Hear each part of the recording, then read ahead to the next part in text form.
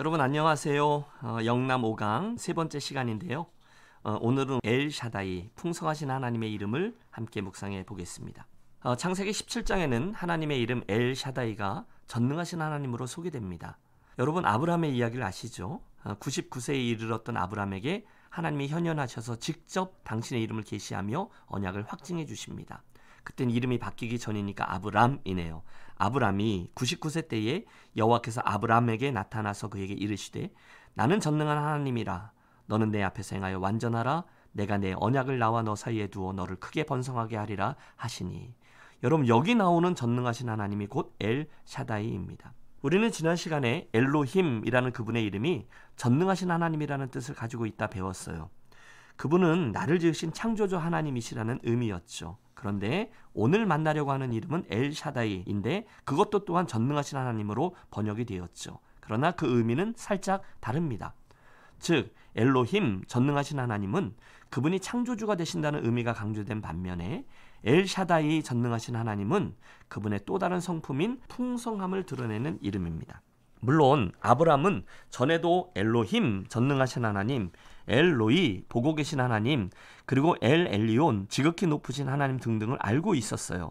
하지만 하나님은 그날의 아브람과 오늘의 우리에게 당신을 엘샤다이 풍성하신 하나님으로 또다시 계시하십니다. 앞에서 말씀드렸듯이 그 엘은 하나님을 의미하는 말로 힘 또는 능력을 뜻합니다. 하나님 그분은 무한한 힘과 능력을 가진 전능자시다라는 의미죠. 이견이 없어요. 그런데 한 가지 더 아셔야 될 게 있는데 그것은 그 이름에는 하나님의 남성적인 또는 부성적인 의미에서의 힘과 능력이 내포되어 있는데 반해서 오늘 이야기하는 샤다이라는 말에는 똑같은 힘과 능력이지만 여성적, 특별히 모성적인 의미가 담겨 있다는 사실입니다. 17세기 신학자인 앤드류 주크스라는 분은 샤다이라는 이름에 능력의 의미가 담겨 있습니다. 그러나 그것은 강포를 행하는 능력을 뜻하지 않고 모든 것에 풍성함으로 더해주시는 능력을 뜻합니다. 즉 심판하실 때의 능력, 파괴적인 힘을 이야기하는 것이 아니라 반대로 사랑의 축복을 부어주실 때의 풍성한 능력, 그 힘을 의미합니다 라고 설명해요. 즉 둘 다 똑같은 힘과 능력이지만 엘이 남성적인 힘과 능력을 의미한다면 샤다이는 여성적이고 모성적인 힘과 능력을 의미한다는 거예요. 사실 이 샤다이라는 단어는 히브리어 샤드, 가슴, 좀 더 정확히 표현하면 엄마의 젖가슴에서 파생된 말이라고 합니다. 파서스크의 부연 설명도 우리들의 이해를 돕죠. 그의 말이에요. 샤다이라는 하나님의 이름은 부어주는 자 또는 내어주는 자의 의미를 가지고 있습니다. 결국 이는 영육간에 부어주시는 그분의 축복을 말한다 할 수 있어요. 정리하면 이렇습니다.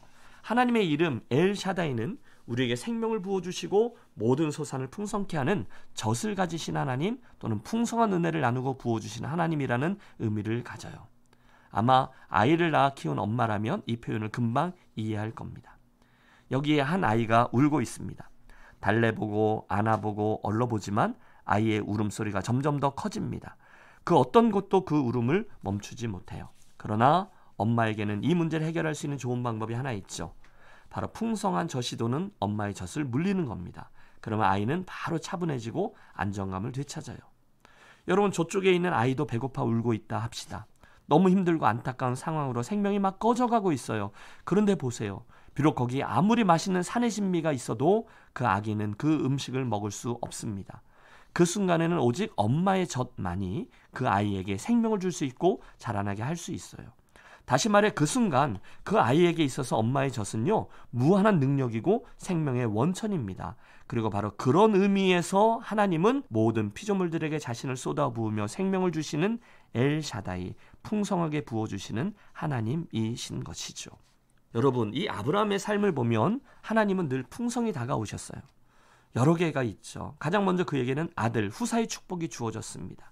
오랜 기다림, 몇 번의 위기가 있었지만 결국 그는 믿음으로 그 아들 이삭을 얻어냅니다. 로마서 4장은 당시 아브라함에 대해 이렇게 증언하죠. 상황은 거의 절망적입니다.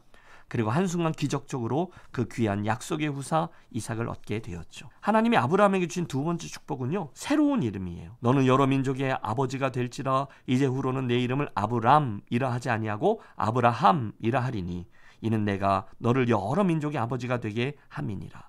하나님은 아브라함에게 아브라함이라는 이름을 새롭게 주시면서 그 이름에 당신의 이름 속에 담긴 H 사운드예요. 당신의 본성 하나를 더해 주셨어요.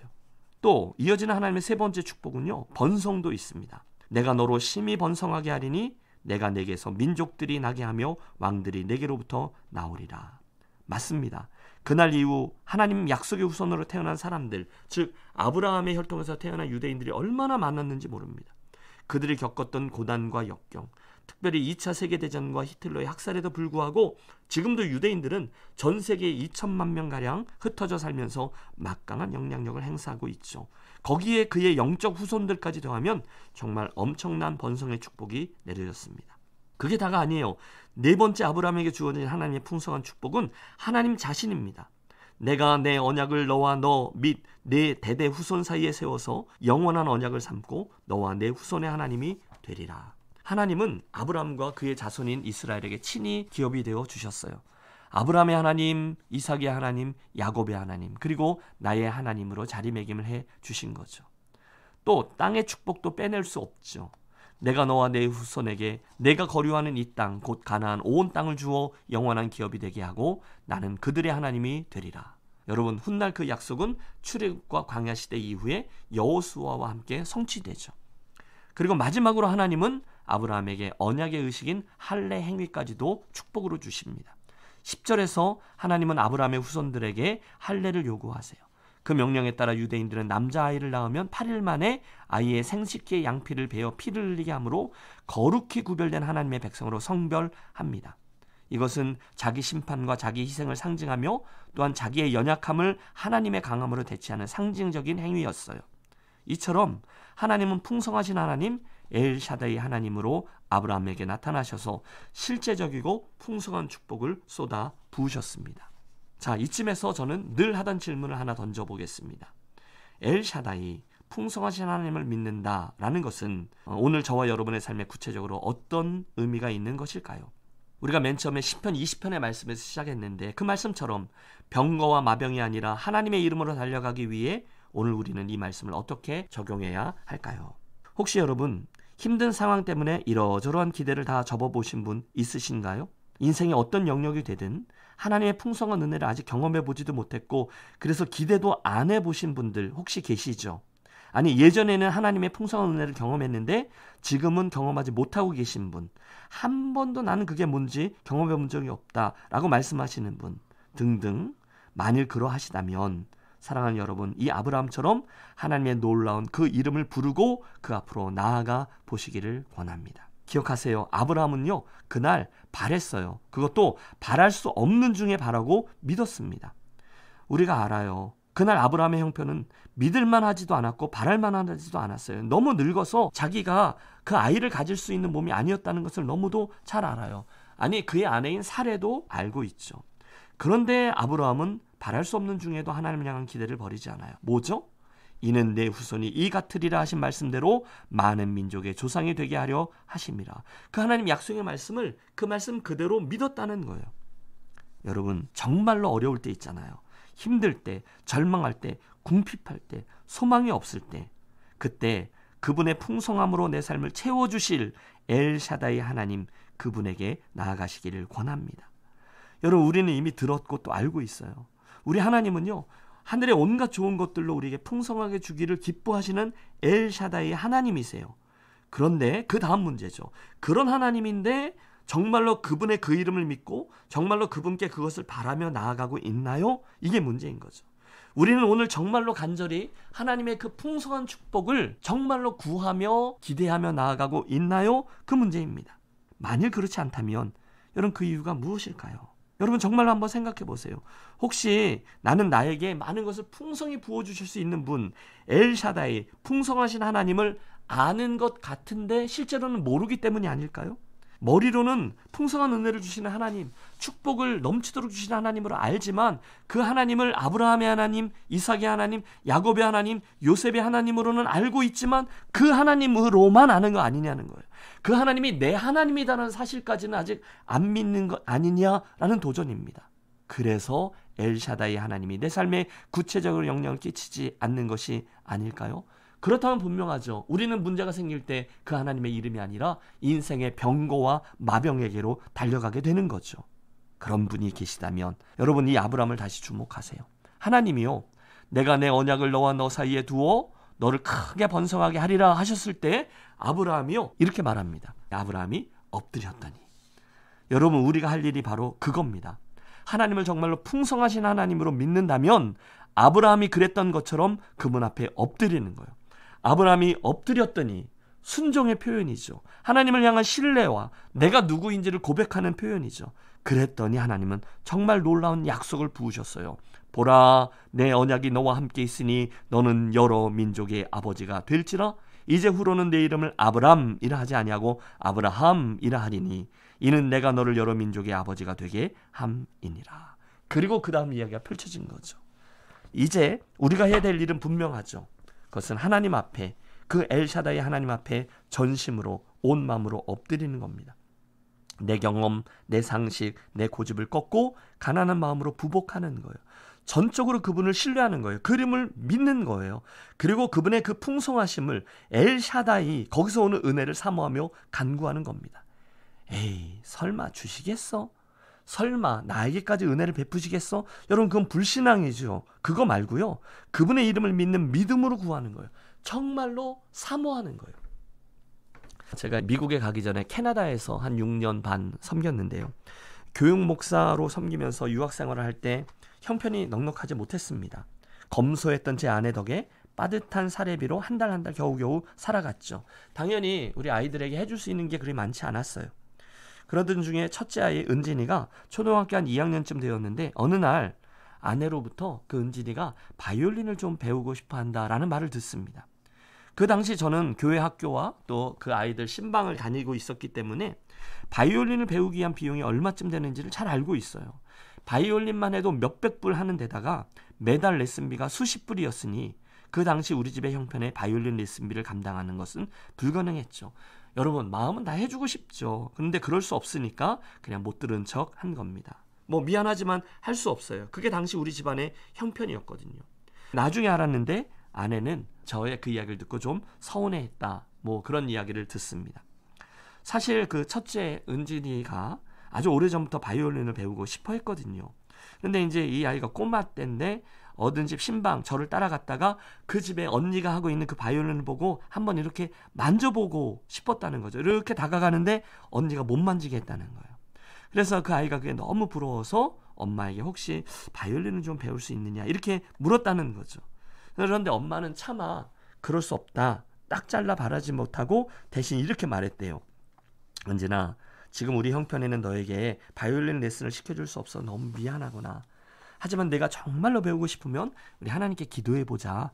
하나님 너를 사랑하시니까 길을 열어주실지도 모르지 않니? 그렇게 이 일이 일단락된 거죠. 그런데 나중에 알고 보니 은진이는 엄마의 그 이야기를 듣고 정말 진지하게 기도를 시작했다는 거예요. 그리고 하나님께서 그 소녀의 기도를 어떻게 들어주시는지 보십시오. 얼마의 시간이 흘렀어요. 그 해에 성탄 발표회가 열렸습니다. 여러분 우리 집 딸이 지금도 예쁘지만 그때는 가장 예쁠 때, 왜 소녀가 이렇게 가장 예쁠 때 그 때가 있잖아요. 그 아주 인형 같았어요. 여러분 계속 강조해서 죄송합니다. 얘가 또 제가 이렇게 비디오로 찍고 있는데 성탄 발표회 얼굴도 하얗고 눈도 큼지막하고 분위기도 있고 어딜 가나 눈에 띄곤 하는데 게다가 조명빨까지 받으니까 너무너무 예쁜 거예요. 율동하고 찬양하는데 눈물이 날 정도로 예쁩니다. 그런데 그 발표회가 끝나고 나서 일이 벌어졌어요. 어떤 성도 한 분이 제 아이의 손을 잡고 저 구석으로 가서 이렇게 물었다는 거예요. 은진아, 내가 너무너무 예뻐서 그러는데 하나님이 너에게 선물을 하나 꼭 해주고 싶은 마음을 주셨단다. 그러니 너 정말로 갖고 싶거나 하고 싶은 게 있으면 하나 말해보렴. 내가 정말로 뭘 해주고 싶어서 그러는 거야. 여러분 그때 제 아이가 뭐라 그랬을까요? 그 전에 이 얘기를 꼭 좀 해드려야 되겠습니다. 그 아이는요, 아주 어려서 일찍 철이 들어서 어쩔 때는 징그럽기까지 했던 아이였어요. 저희가 태백에서 섬길 때 그 아이가 한 3살쯤 됐을 때인데요, 그 애 입에서 이런 말이 나올 정도였어요. 교회 불 껐냐고, 아빠. 어디 갈 때 묻는 거죠. 교회 전기세는 누가 내냐고. 여러분 그런 애였다는 거예요. 큰맘 먹고 크리스마스 선물이라도 하나 사주려고 장난감 가게에 데려가면 뭘 집지를 못해요. 그리고 겨우 가서 클리어런스라고 세일하고 또 세일하는 데 가서 겨우 하나 집는 아이였어요. 철없는 동생이 어떤 인형이라도 하나 이렇게 들으면 그걸 딱 이렇게 뿌리쳐서 못 들게 하고 막 혼을 내고 했던 그랬던 아이예요. 그러니까 그 아이가 되바라진 아이가 아니다라는 점을 말씀드리는 거죠. 그런데 그랬던 아이가 그날 어디서 그런 용기가 났는지 그분에게 저 바이올린 배우고 싶어요 라고 말을 했다는 거예요. 와, 놀랍게도 그분이요, 어릴 적에 자기 딸들을 다 바이올린을 가르쳤던 분이거든요. 그래서 여러분 이걸 강조해야 돼요. 저의 거절에도 불구하고 그 다음날 당장 아이를 데리고 가서 바이올린을 다달이 렌트해주고 레슨 선생님을 알아봐주고 매주 레슨 장소까지 그 아이를 데리고 가서 그것을 가리키는 일까지 해줬어요. 자그마치 1년을요. 그 다음에 이제 더 미안해서 안 돼서 저희가 한다고 했는데요. 드리고 싶은 말씀은 이겁니다. 참 부끄럽지만 그날 목사인 아빠, 저의 믿음은요, 철딱선이 없는 소리 하고 있네, 사람이 분수를 알아야지 였고요. 제 아내의 믿음은요, 못해줘서 미안한데 정말로 내가 원하면 하나님께 기도해 보렴 이었습니다. 그런데 이 딸 아이의 믿음은 실제로 그 소원을 가지고 하나님께 나아가 그분께 구하고 그것을 받아 누리게 된 것까지였다는 거예요. 여러분, 그렇다면 우리 중에 엘샤다이 하나님을 체험하는 이는 누구입니까? 예, 두말할 게 없죠. 2학년짜리 제 딸 아이였어요. 그 아이는요, 기도에 응답해 주시는 풍성하신 하나님을 정말로 체험하고 누리게 된 것이었습니다. 더 놀라운 축복은요, 그런 경험들이 하나둘 그 아이의 삶에 쌓여가더라는 거예요. 여러분, 믿음의 훈련이죠. 한번 하나님의 은혜를 맛본 아이가 그 다음 일을 만났을 때 구하고 또 응답받고 또 구하고 또 응답받고 어떤 어려운 일도 그것들을 돌파해내고 하면서 그 아이의 눈높이에서 하나님의 풍성함을 점점 더 맛보고 누리며 살아가는 것을 제가 지켜보았어요. 어느 순간부터는요, 이제 엄마 아빠가 해줄 수 있는 것의 한계를 넘죠. 이제는 하나님과 그 아이만 아는 멋진 이야기들이 그 아이의 인생 이곳저곳에 풍성히 쌓여 있음을 봅니다. 그 과정에서 아빠인 저는요, 하나님께서 그 아이를 특별히 편애하시며 동행해 주시고 생각지도 못한 길을 여시고 가장 좋은 것들로 채워주신 걸 계속해서 지켜봐 왔답니다. 여러분, 이건 분명합니다. 하나님은요, 당신의 사랑하는 자녀들에게 정말로 가장 좋은 것으로 주기를 기뻐하시는 분이세요. 왜냐? 그분의 이름이 엘샤다이, 풍성하신 하나님이기 때문이에요. 부끄럽지만 저의 인생도 그 증거죠. 저는 정말로 별 볼 일 없는 소자였어요. 그런데 구하고 갈망하고 도전하고 또 순종했을 때 하나님은 제 마음의 소원을 통해 일하시면서 제가 감히 상상도 할 수 없었던 축복의 여정으로 인도해 주셨고 오늘도 동일한 고백 속에 살게끔 해 주셨습니다. 여러분, 이게 웬 은혜입니까? 이게 웬 풍성한 하나님의 축복입니까? 결론입니다. 혹시 오늘 여러분의 삶의 어떤 영역에 어떤 어려움이 있으신가요? 실패하셨어요? 낙심하셨습니까? 내 믿음이 이것밖에 안 되나? 실망스럽습니까? 안타까우십니까? 건강이 필요하세요? 가정에 문제가 있으세요? 사랑하는 교회에 부족한 부분이 보이십니까? 자녀가 속을 새기십니까? 여러분, 그게 무엇이든 어떤 영역이든 주님의 마음으로 권합니다. 엘샤다이, 풍성하신 하나님 그 이름을 믿고 붙들고 나아가시고 그 앞에 엎드려 어린아이의 믿음을 가지고 구하세요. 하나님께서 여러분들의 기도와 간구를 들으시고 하늘문을 여서서 풍성한 은혜로 채워주실 줄로 믿습니다. 드와이트 무디 목사님의 말씀을 인용함으로 이번 시간을 마무리하려고 합니다. 우리가 천국에 도착하게 되면 성도들이 꼭 한 가지 후회할 것입니다. 그것은 천국 창고에 그리스도인들이 만약 청구하였더라면 쓸 수 있는 자원들이 기도만 했더라면 우리가 붙들어서 사용할 수 있는 무한대의 능력이 거기 있음에도 불구하고 그리스도인들이 그 능력을 사용하지 않았다는 것입니다. 물론 여러분, 하나님과 인격적인 관계를 맺지 않고 축복을 구하면 기복신앙이죠.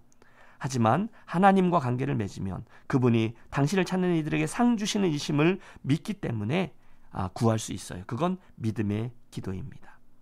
오늘 하나님의 풍성함을 누리기 원하며 엘샤다이, 그 하나님 앞에 나아가 믿음으로 엎드려 간구함으로 그 이름을 체험케 되시기를 축복합니다. 지금까지 김해제일교회를 섬기는 김신일 목사였습니다. 감사합니다.